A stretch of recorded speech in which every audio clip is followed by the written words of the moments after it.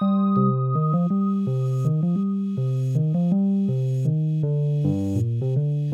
and welcome to Wednesday in Westeros. I'm Todd A. and I'm joined tonight by Taylor Trask. I'm back. Yay! Hey. Taylor's back. So this is a part 2 of our big season 7 finale episode. You were traveling last night as the episode ended, and Emily was available last night and not available tonight. And so she and I were going to do a real short podcast, and we ended up talking for an hour. So now you get me all to yourself, and you and I can just go off on as many tangents as we want. Oh, of course. Because that's what Emily and I certainly did last night. So yeah, here we are. Welcome to part 2 of the season 7, episode 7, The Dragon and the Wolf, Game of Thrones season finale. Yeah. I'll tell you, I'll tell the listeners, I'll set them up. You did text me and tell me you actually watched this on an airplane, which yeah, I was so able to grab the connection and the file before it took off, and then I was frantically and the flight was exactly like an hour and 45 minutes. So I had just enough time to catch it all with some hiccups here and there. Wow. Because I had to reconnect, but that was interesting for a number of reasons. One, about 7 or 8 of us were all doing the same thing. So about at any given point in the airplane, you'd see somebody's fist raised in the air, or you'd hear somebody gasp audibly, or you'd hear somebody squeal, go, oh my God. And it's you knew somebody had either just seen what you saw, or there was something coming up. They're oh, what's that going to be? And then the best part was at the very, very end, the final cataclysmic cataclimactic scene. There we go. Cataclimactic. Yes. New word. We were actually beginning to land. So not only was that yeah, but there was these sudden drops in altitude and bumps and things that was sort of went along with it. So it was a sensorial experience I haven't had before yet on an airplane or watching Game of Thrones. So there you go. Oh, what was your overall impression of the episode? Wow, overall because it kept changing. The finale you hoped for? Oh, it kept changing. Yeah, great point. Yeah. Yeah, because as I was kind of auditing myself as it progressed, and at any given time I was either elated, a little nervous, right. Not nervous both for either the characters in the moment or for just the showrunners missing something pivotal that then they clarified later. So it was a lot of that, and there was a lot of my mind drifting off to yet again. Oh God, is this the Lost 5 or season 5 finale? Is this where are they going to start just dropping whole chunks of stuff? So at the end of the day, when it was all said and done, I was very, very pleased with the satisfied. Yes, very satisfied. Okay. Was there anything? And this is a tie into what Emily and I talked about, because she said as she was watching, her jaw just kept dropping, and she kept, punching her fiance as something would surprise her. Was there anything that made your jaw drop or punch the person in the seat next to you? There were at least 3 big fist pump moments for me. And not one, and none of them are the one everybody's going to say, oh my God, that last scene, you must have loved it. I'm yeah, I loved it, but I expected it. So, it was more just me going, okay, good. Well done. But there were a couple scenes that I was fist pumping in the air because they sort of played with my expectations. The first, and I've got it on in the background while we're talking. This scene has actually just started, coincidentally. The first was when the Hound brings out the demo zombie. And, this is after, almost 30 minutes of tense, stares and, assumptions and waiting and blah, blah, blah. And all of a sudden, then he brings it out finally, and he opens up the box, and nothing happens. And I thought, oh, fuck. Is either one of two things is now likely. Either that damn guard let it out, because remember, there was, they focused on that one guard, what's in there? And he's I'll kill you. And it's that just made me nervous. Oh shit. Or the thing died this south of the wall, and it wasn't going to be just going to be a big nothing burger. And so I was just a pile of bones. and they held that shot. And I think they did this intentionally just for people exactly in that same predicament. They held that shot where I was oh my God, that is what happened. Oh my God. And then as soon as I had sort of surrendered to that moment, out it comes, like just terrifying, just going after everything. I didn't realize it was chained. So I was just like, oh, Jesus Christ, the mountain's either going to get it or someone's going to go down. And then for a split second, I thought, oh, maybe he kills Euron, and that would be funny. But instead it was chained, so it was even more violent. And then just the shot of everybody around the arena, like Cersei looking at it, and you can see Tyrion looking at Cersei and registering some kind of like, her, basically believing that fairy tales are true. Like, these monster stories are real. That was a little shocking. And just kind of tense, gasping, jaw dropping kind of a moment. The other two, well, yeah, there's probably two others. The first, and this was my favorite scene in the entire episode. I could. Well, go ahead. Let me stop you before that, because I'm glad you brought up the chained white as the first one, because Emily and I both agreed that was so much more effective than either of us actually thought it would be. Yeah. And not even the nothing burger of like if it had just been a pile of bones, but it's possible like this white just comes out and it's sort of slowly walking around and they're like, yeah, it looks scary, but I mean, big deal. You brought one of these. But just the ferociousness with which it leapt out, and like that real terror you see on Jaime's face as he imagines 100,000 of them. Yeah, this is the guy who just saw his entire army mowed down by a dragon. Yeah, melted. So he's already having some PTSD, and then he sees this. And the thing that I loved about it is it was a nice throwback to Hardhome, because if you remember that Hardhome scene started where. The final sequence started where they're looking out the gates, and you just see this like almost avalanche, and you hear this like it's just getting more chaotic, and then you just see this like wave of chaos coming like at full blast. And since that scene, we haven't really seen the White Walkers as like just hive like, just ruthless. Like even at the lake attack where Viserion went down, they weren't, they ran, but it was like, people running. It wasn't this like just horde of evil. And so this scene last night where that one white came out, like was, that was one of what we saw at Hardhome, that sort of the reminder of what that ferocity actually looks like, which is perfect. Like they executed that scene so goddamn well that from that point on, I'm like, I just kept thinking, oh shit, where's this episode going to go? Like, what else are they going to do? Like that they were kind of, they were raising the game again, and not in the same way, like last year's season finale. It's interesting to contrast, because last year's was that masterful destruction of the Sept episode, just with that. Yeah. Remember that whole episode started with like 20 minutes of just no dialogue and piano. And it was amazing. So this episode, very different feeling. As much as I loved that last year, this was a very different feeling, and it had to, provide some different. That was almost like a film last year, like a short film, like the Michael Sapochnik Battle of the Bastards, and then that final. I forget the final episode's called, but that Winds of Winter. You could look at each of those as like short. Like, well, not short, but just like almost like two separate movies. Like if they were to ever put the show in a theater, they would look like that.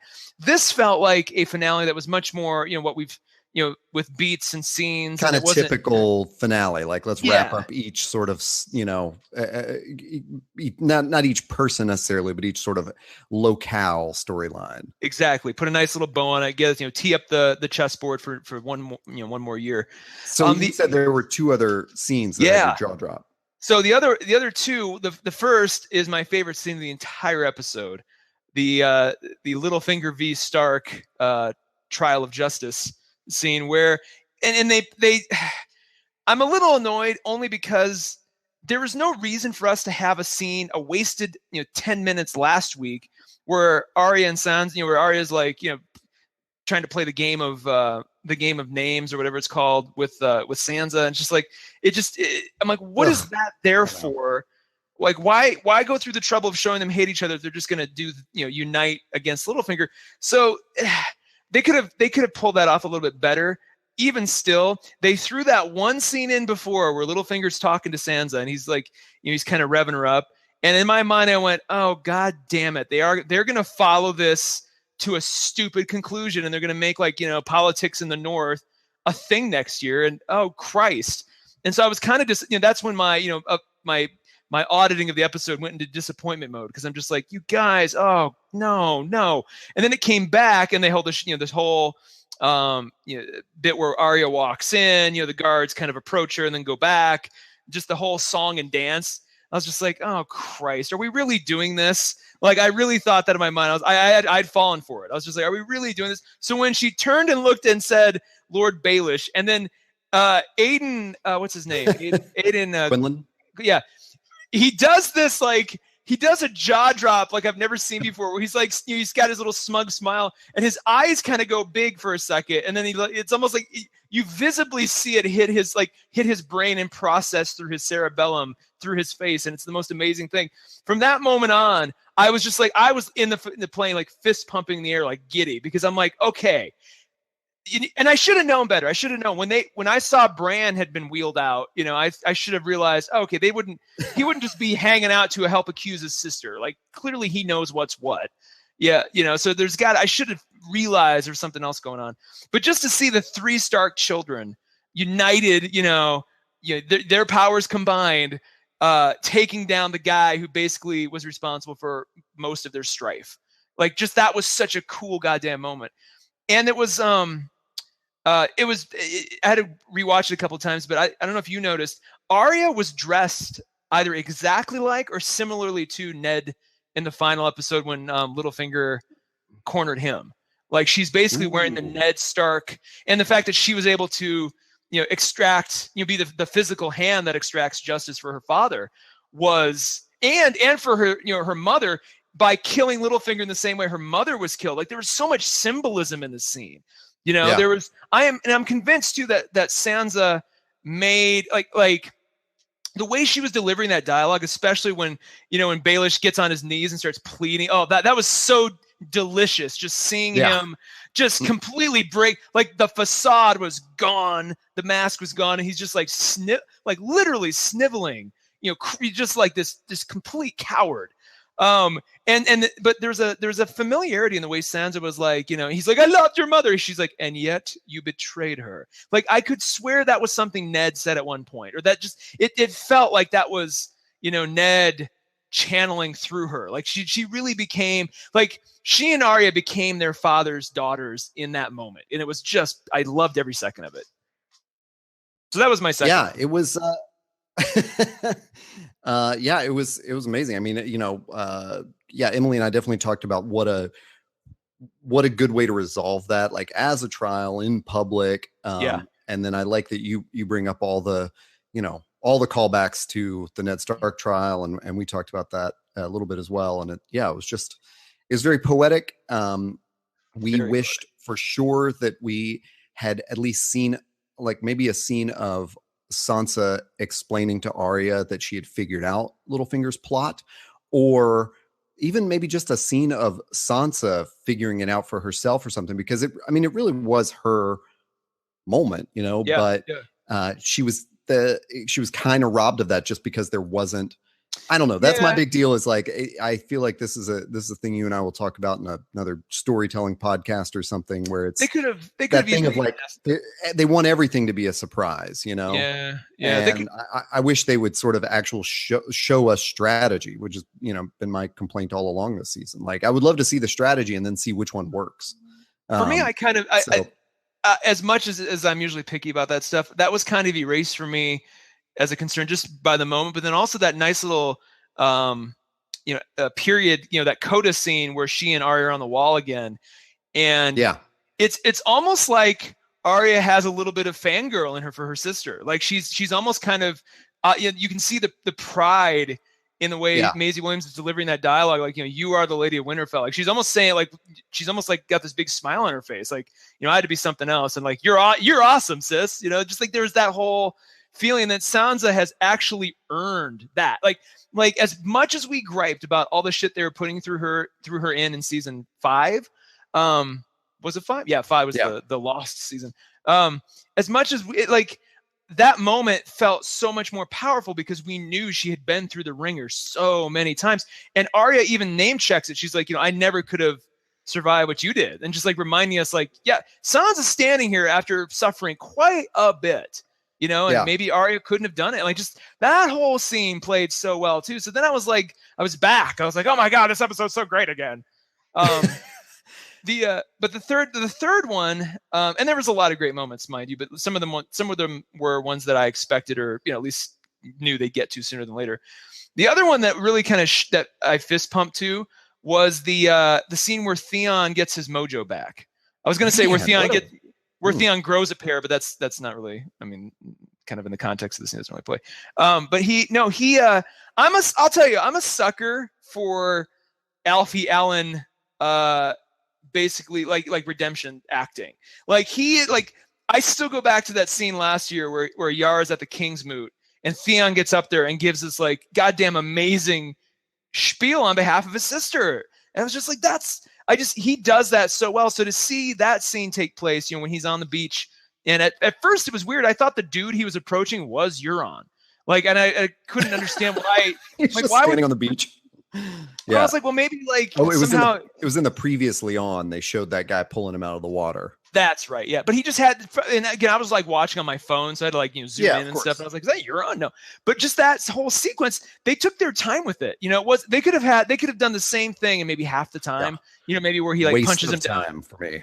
Well, they could have punched him down twice, but I liked it because this whole time I'm like, you're either going to either kill off Theon or give him one definitive heroic moment. And, I like the fact that he's, he had that scene, that setup scene with Jon where Jon's like, why are you still talking to me? Like, I'm not going to tell you what to do, dude. You got to go and, earn your place again. And so the fact that he didn't ask, or he didn't browbeat Theon for not joining them, at the wall, he's just like, dude, do what you got to do. And, and it was almost like that was a very Ned Starkian moment too, right? Yeah. Just, there was a lot of, God, Ned's spirit was very present.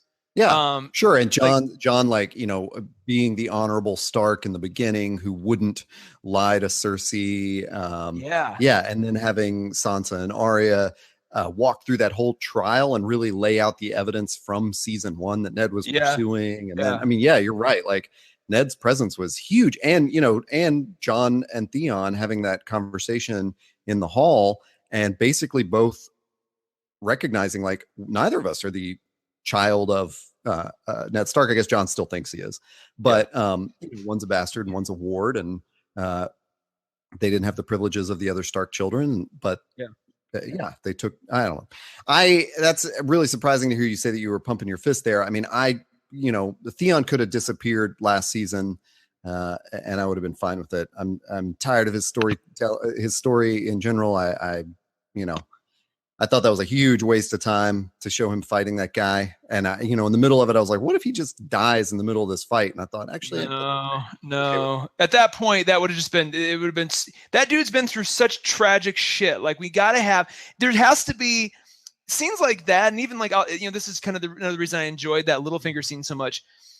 They are the emotional balancing of everything we saw those characters put through. Like, as shitty as it was to see Ramsay Bolton torture Theon, like, that was almost like an emotional debt we paid to the show.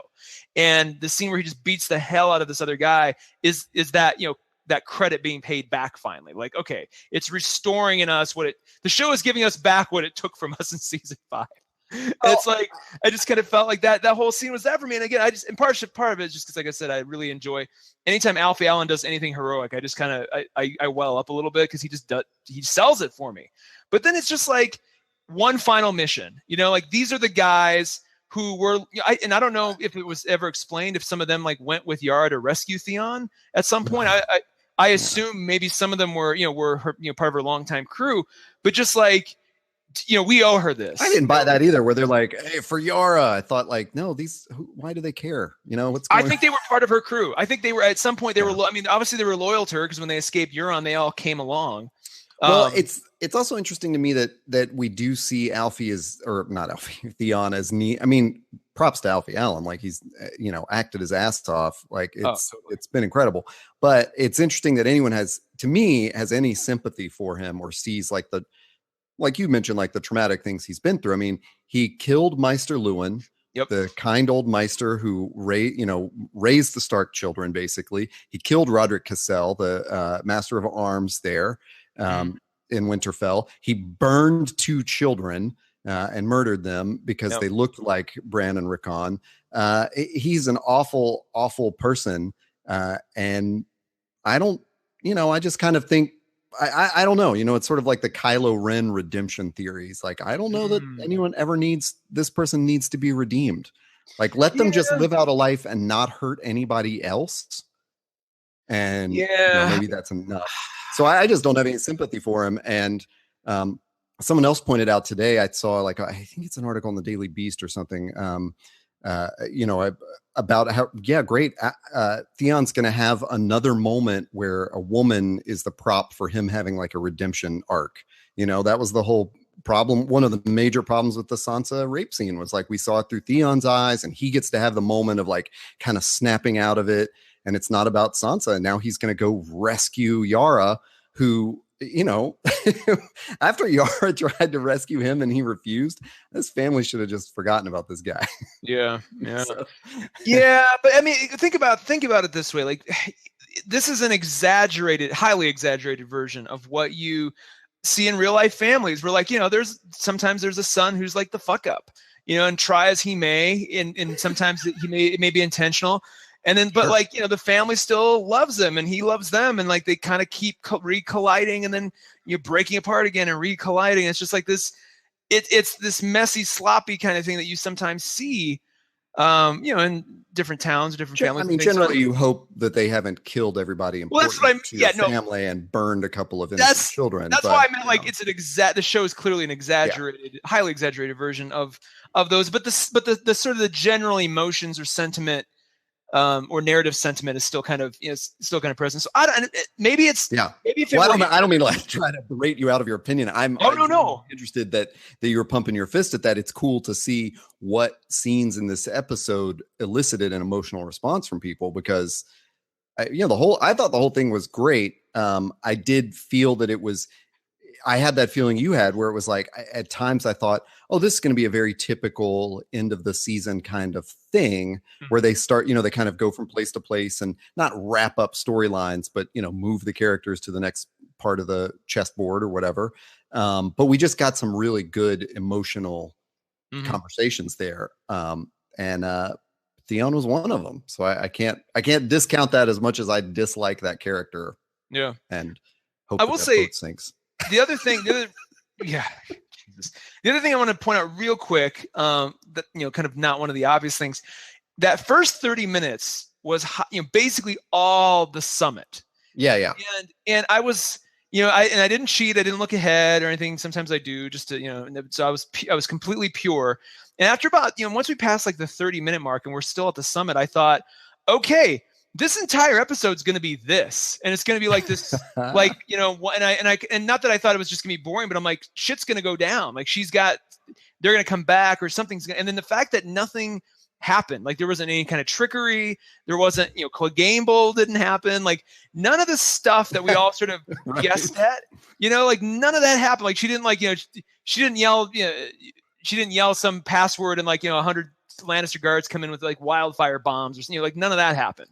So it's just like, it was a little, once we passed that point, and I'm like, oh my God, they're not going to twist this in any way. Interesting. Yeah. I got a little nervous. I was like, well, what's the point of all this? Like, where are we going? So, basically the summit gave us the stage to have a really great Tyrion Cersei scene. And a bunch of really good little smaller side scenes. Even the Brienne Hound scene was, kind of fun. The fact that the Hound gave a little half smile, when when they were talking about Arya, was really interesting. I was like, oh man, I want to see those two meet up again. But like, just, the Tyrion Cersei scene was great. Like, I love, and that can only happen with like the summit as the backdrop, or the Jaime Cersei scene later on, that was all predicated on that backdrop. Well, I'll tell you, before we should definitely talk about Jaime Cersei, because I want to get your impressions on that. But I did cheat in a major way this week. I was driving down. I was on a long drive last week, back and forth in one night, and was listening to Storm of Spoilers, probably the latest episode. And what they've done this year is they've had 2 sections to their podcast. They've had the calm where they just sort of recap and they fill in some information maybe from books, and there's no spoilers.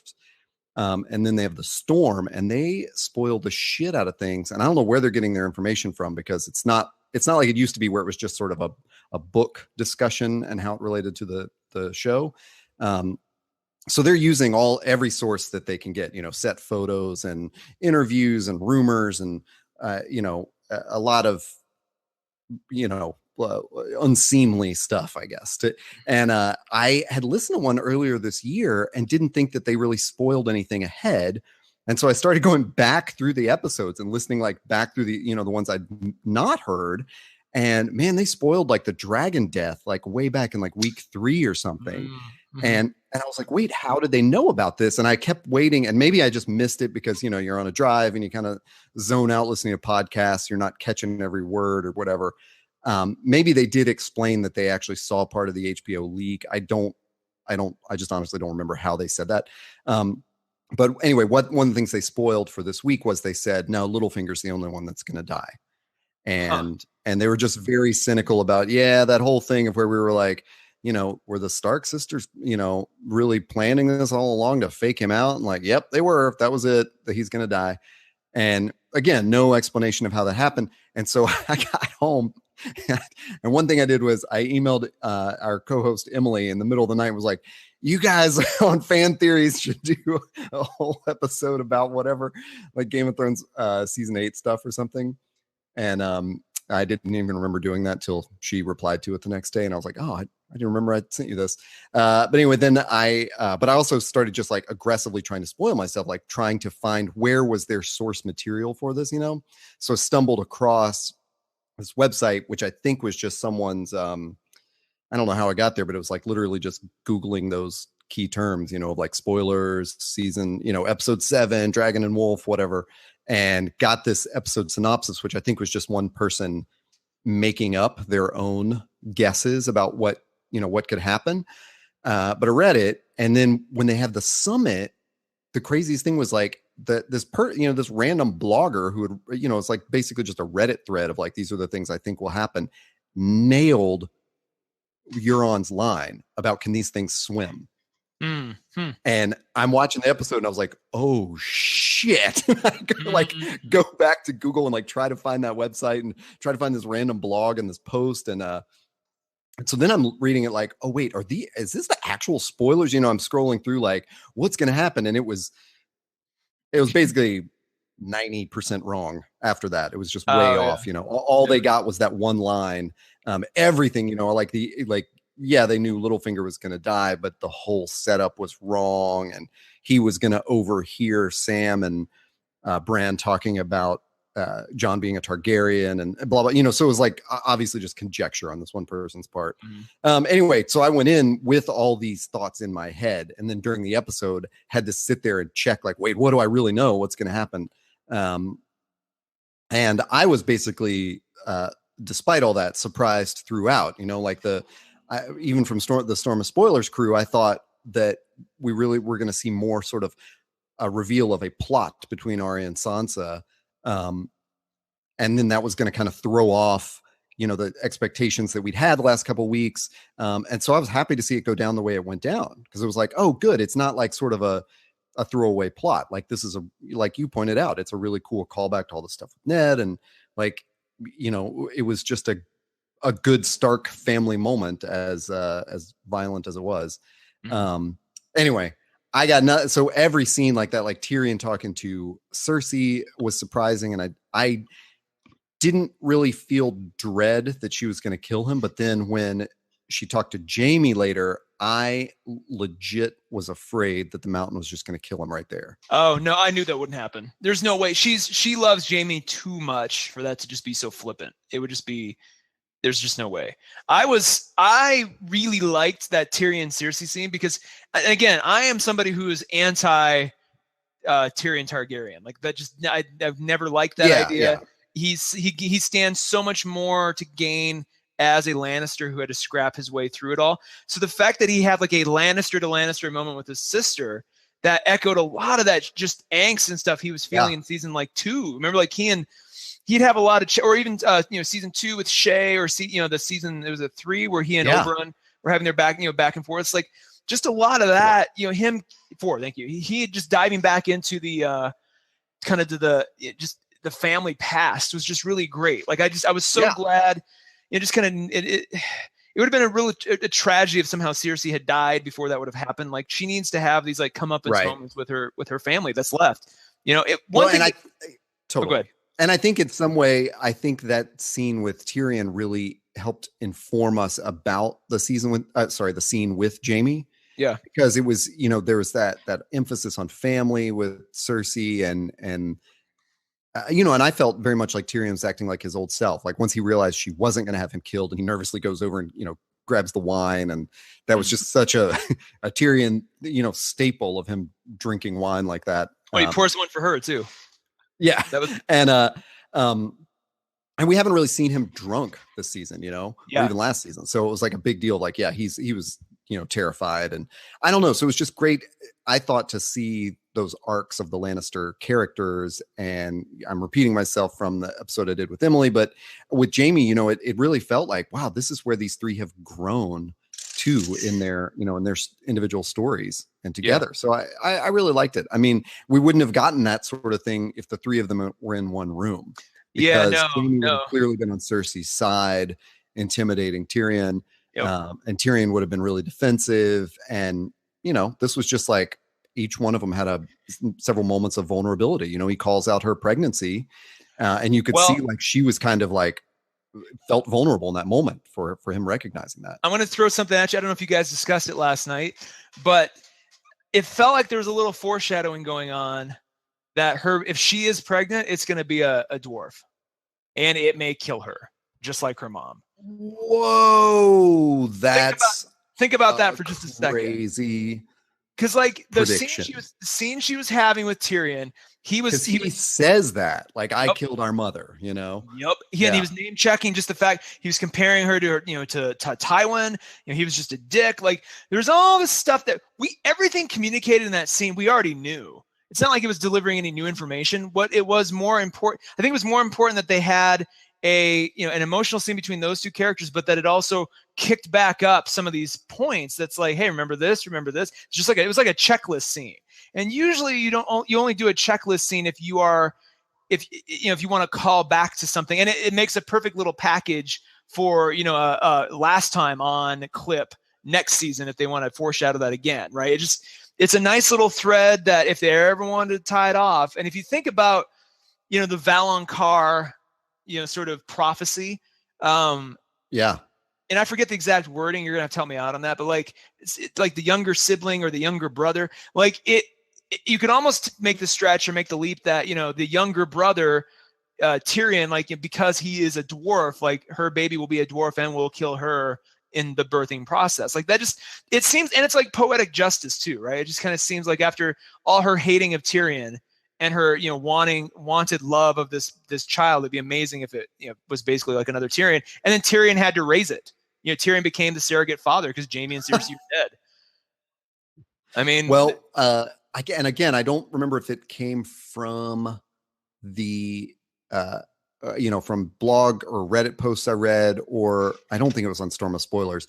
But the only other thing I thought would come true in the episode from one of the spoilers I read was I really thought it would end with a scene of Cersei like clutching her belly and blood pooling on the floor, and it's confirmed like miscarriage. Like Jaime rides off, and all of a sudden she collapses. That would have been cool. So, which is funny because now that I say that, I realize like, oh, there were some other really accurate predictions in one of those things, and I just don't know how people come up with that. It's sort of like if you read the HBO leaks, it seems like you would know exactly what would happen. How did anyone get it partially wrong? Yeah, because I did read spoilers about how Jaime would ride off, refusing to go against his word, and I read how Euron would head to get the Golden Company. It's just that some of the spoilers I read were like he will actually land in Essos and have some battle with the Golden Company and all these other details that didn't happen. So I hate the fact that the Golden Company is a thing. Like that was I know that is going to be a thorn in my paw until this whole show ends, because it's like, why bring that up now? Like, why were they never mentioned at any point before this, right? Like with with all of Daenerys's antics and Essos prior to this, you think they would have popped up at some point. Like, hey, we're going to get the gold. Like, the Slavers Bay people could have been like, we're going to hire the Golden Company. Like, why not then? Like, why is this suddenly a thing now when it's just like the lowest possible stake on the board? Like, nobody cares. Nobody gives a shit. Like, is there going to be one? It makes me wonder if there isn't going to be one final kind of scourging of the Shire moment. Like, after they beat the White Walkers and the Night King and all that's done, they still got to go back to King's Landing and deal with some bullshit, whatever bullshit's going on down there is like the final moment. Maybe that's the last episode.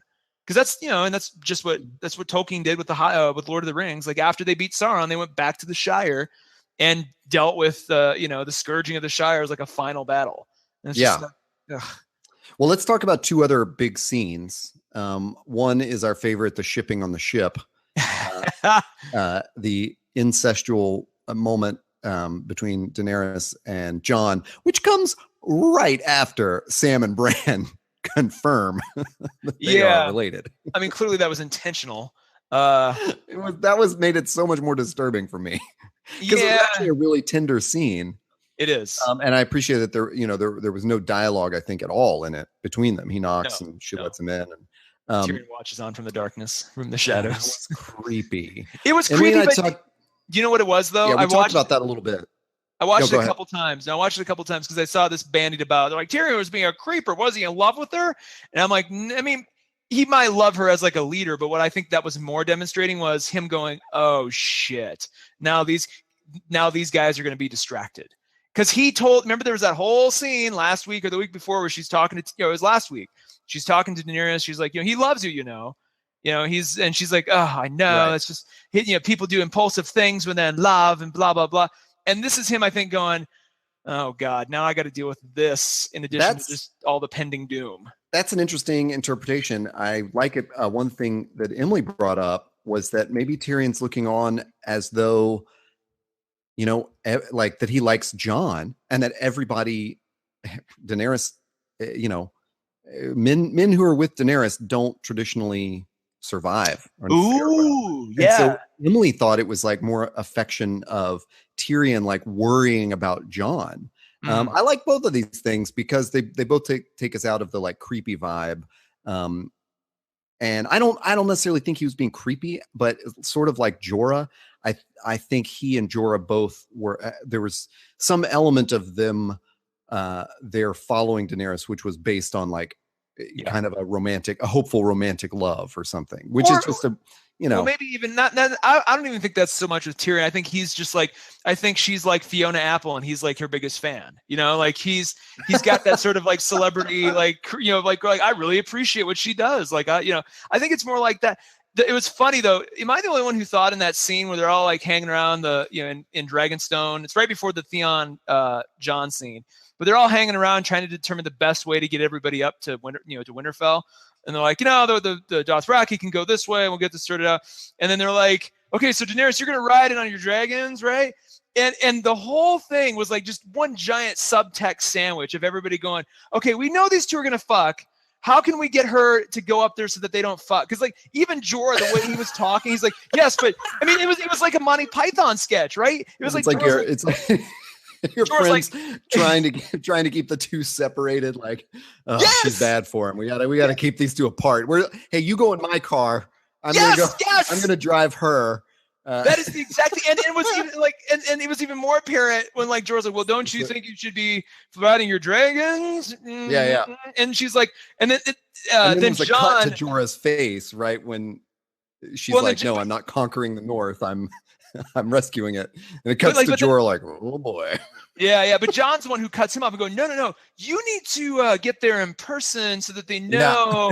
And he's like, you'll take the ship, right? And then she's like, yes, I'll take the ship. Like it was almost every line had like a little wink, and I'm just like, oh God. So after that, I'm like, if these two don't bone in this episode, I'm not watching anymore. Cause like you don't have that whole setup without some kind of payoff. You can't just can't string us along. That's one of those things that one of the spoilers I read nailed, pun intended, was that there would definitely happen in this episode on a boat. And I was like, well, holy shit. Like when that, it's so weird. I got several of these things confirmed.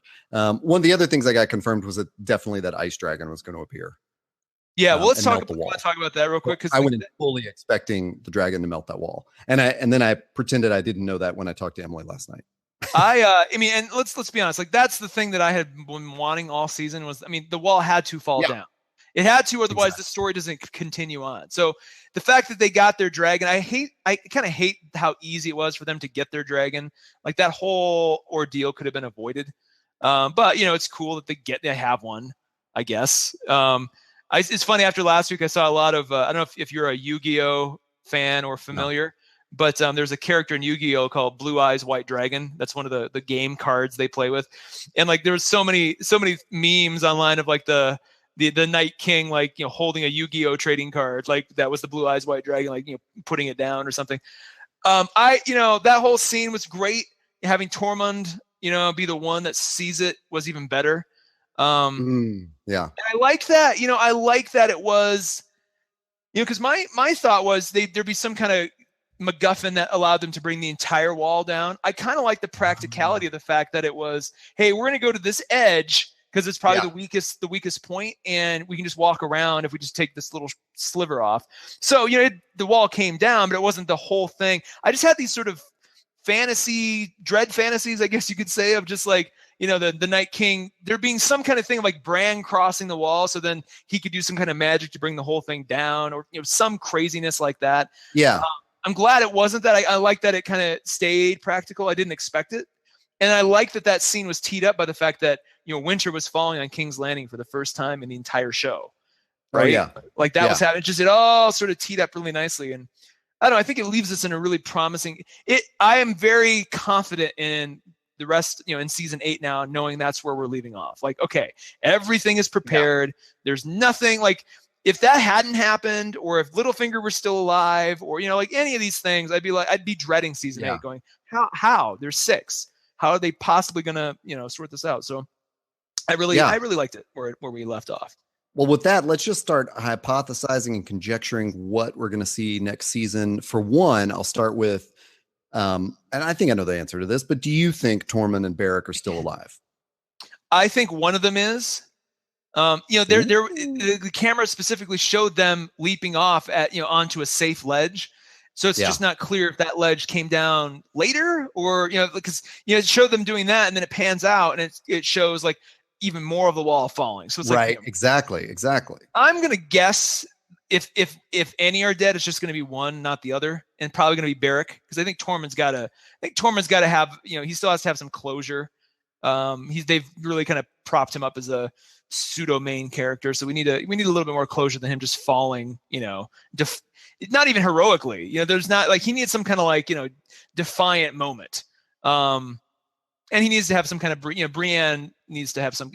They can't tease us with that without something between the two of them. I think Beric Dondarrion is not long for this world. If they keep him around. I don't think so either, but he's always been one of the most interesting characters, at least from the books, to me.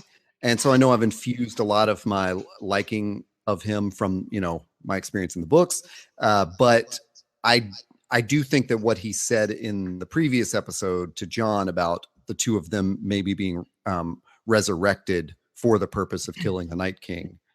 Basically he's saying one of us might be Azor Ahai, or the two of us together.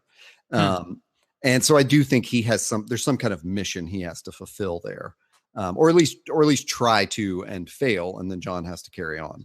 He's kind of like when there's one too many rappers on a track, one too many MCs, and you're just like, oh man, there's like, I like you all, but there's just too many of you. Like the ones the ones on the edges need to kind of step aside. He's almost like that, where like in any other story, I'd love his character to death. And, if they could focus on him more, either as a main character, as, give him a little bit more meat to run with. But it's almost like he showed up after they'd already introduced all these badass characters. Like, you can't give us Davos Seaworth and then expect Beric Dondarrion to also get enough time to matter.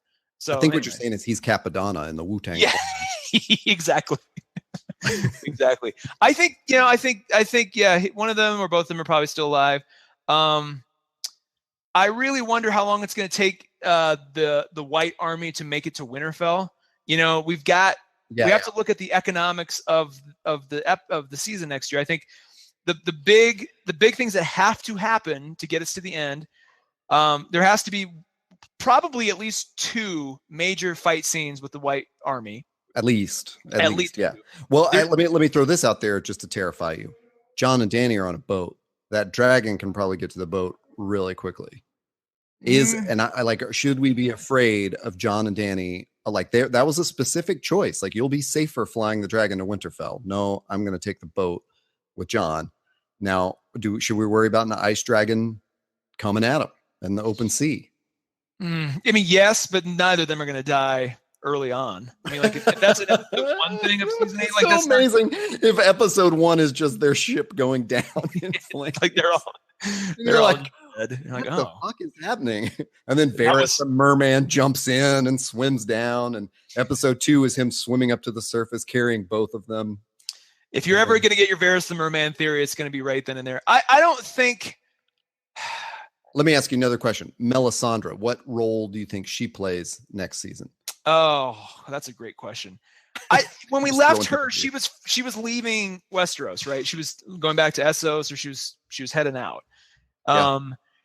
You know, I honestly think her point, you know, it's going to be we're not going to see anything from her again, and there's going to be like a PS sequence of scenes, you know, after everything's happened, like, you know, after they, you know, whoever takes back King's Landing, like, you know, the remaining characters are all like, you know, we did it, you know, we're all going to go our separate ways now. And there's going to be like a series of PS, you know, scenes. And one of them is going to be Davos basically in Essos, and he sees her and he kills her. You know, that'll be like just Davos's kind of revenge for Shireen.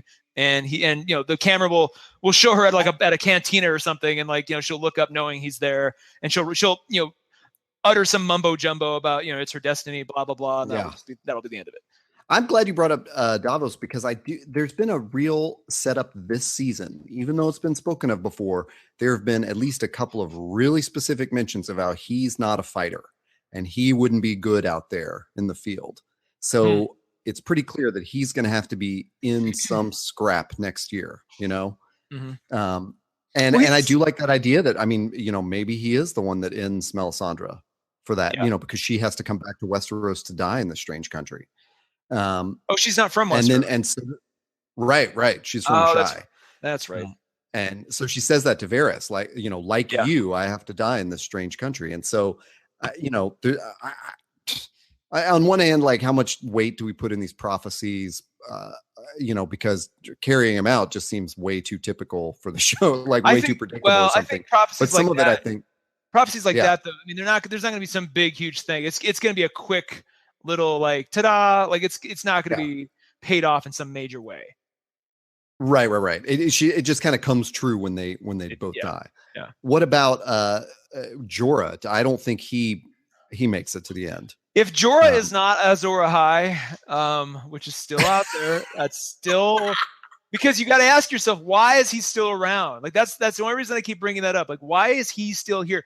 By all rights, by the gods of storytelling, he should have gone down with Dragonscale. Like, that should have been his end. You know, he sees her one more time and he goes off, and then you think he just became a crazy Dragonscale zombie or something. So he's still around. He's still, you know, I'm hoping we get a scene where Lady Mormont dresses him down. I can't wait. Basically, any scene involving Lady Mormont next year is going to fill my heart with great joy. Yeah. But, you know, she's going to be like, you know, as much as she has dressed down like people not even from Bear Island, imagine when her, you know, one of her own comes back who was disgraced. Like, I can't wait for that. I think, you know, the temptation is to give Ian Glenn like a you know, hero's goodbye, because he's such a, you know, dashing kind of figure. But there are so many characters like that. I don't know what you do with him. Like, it's almost like too many MCs. It's like, okay, we've got all these characters that everybody have, you know, over 7 years, people have grown to love and admire. Some of them are just going to die. There's not going to be anything to it other than bye. You know, like, you're just going to have to. That's just going to have to happen. There can't be like this crazy twist. Well, you know, and it's almost like at this point, singling out some of this cast for a death on the show is almost like makes them more worthy. You know, it's sort of like we're almost going to forget. We're going to remember the heroes, and and the ones who didn't make it, and the other sort of tier of survivors, we're not even going to remember. Like if Mira makes it to the end, it's just who will even know. You know what? Oh, but there's a good point. Like Mira went back home. Yeah. I don't know if home is between Winterfell and Eastwatch, but if it is, I can't wait to see a Mira zombie. I believe it's south. I think it's south of Winterfell, but that's a good question.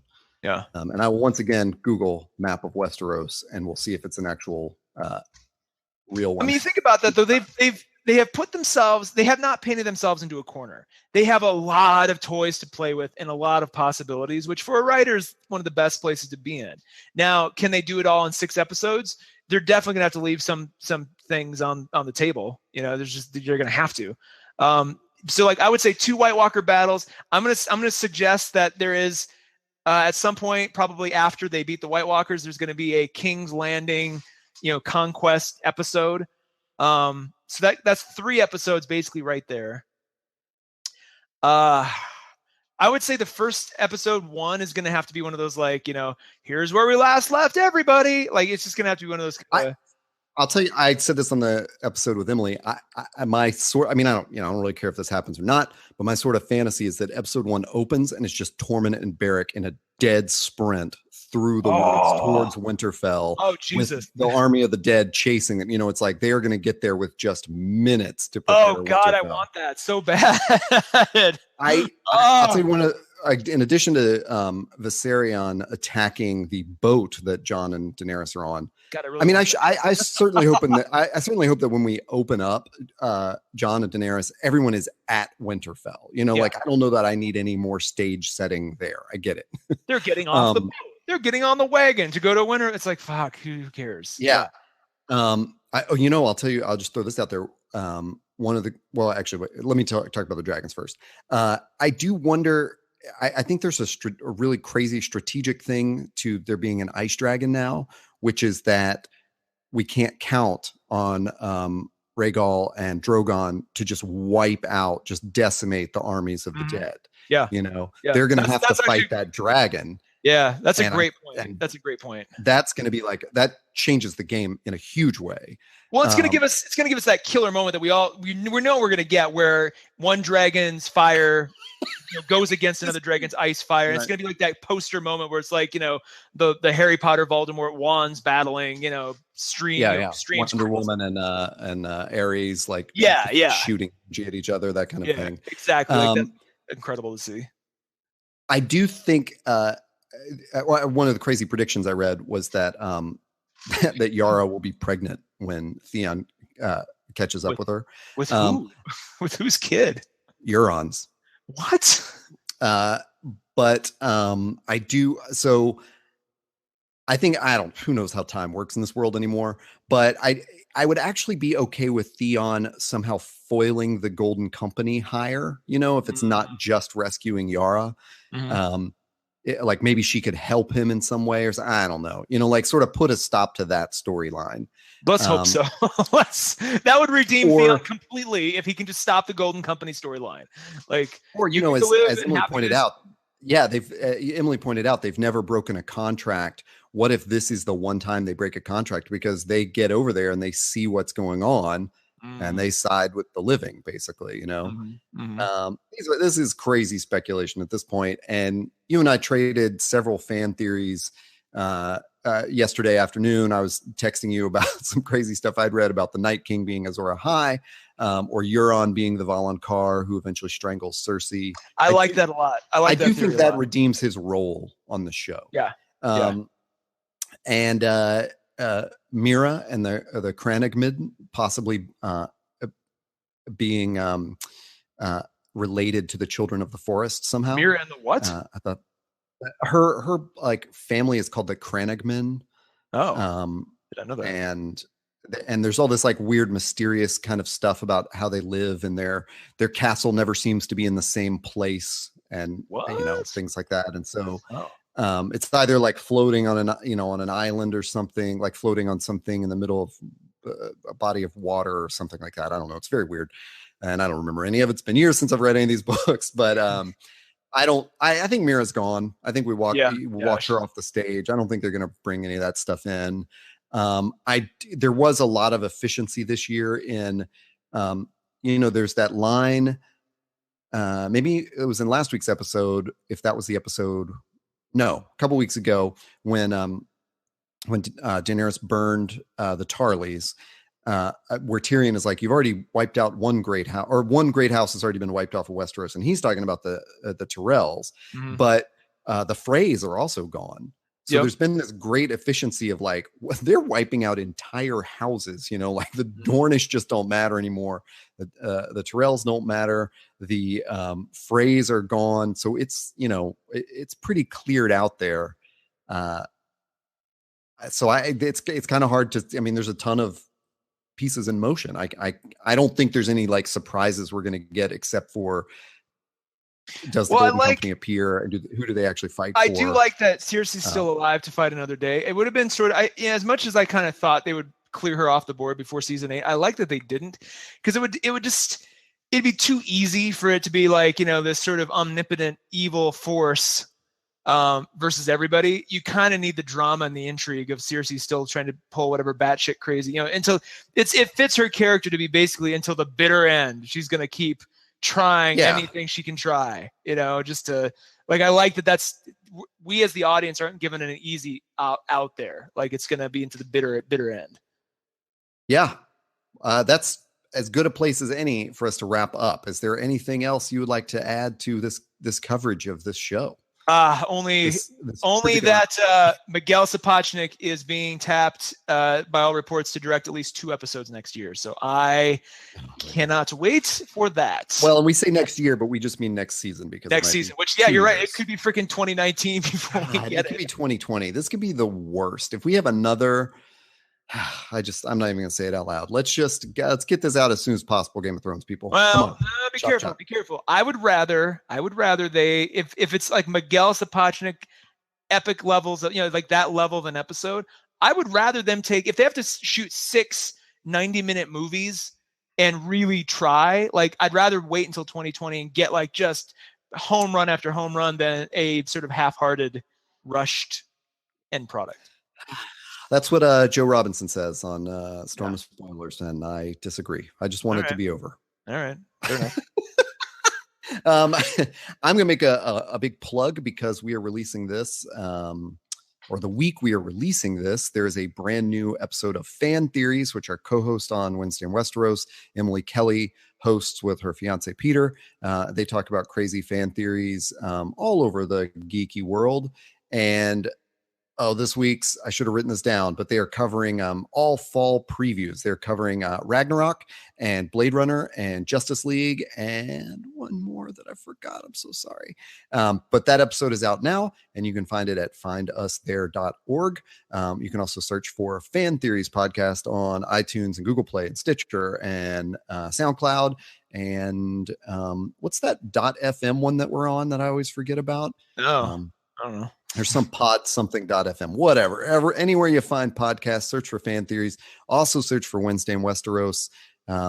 We don't know what we're going to do in the off season. So you should also look for the Todd and Taylor show, which Taylor and I host. And that is all on findusthere.org. Taylor, where can people find you if they want to talk with you about Daenerys' pregnancy? I will be taking pregnancy questions at Taylor Trask on Twitter, TaylorTrask. And you, sir? I am at Hey Todd A on Twitter, and all of our podcasts are at Find Us There on every social network. So please go find all that stuff. Rewatch the season and re-listen to the podcasts. I think you'll be very entertained. We're so happy to have Emily join us all season long. Absolutely. It's been a great season. I think we all feel satisfied at the end of this season, which is not a thing we're used to with Game of Thrones. You're right. Certainly after past seasons. I mean, last year I was pretty satisfied. That was a killer. Killer ending. But this was like, we got some meat with our potatoes this time. So it was good. Yeah. Well, until I speak with you again, Taylor, 7 blessings and Azor Ahai to you, sir.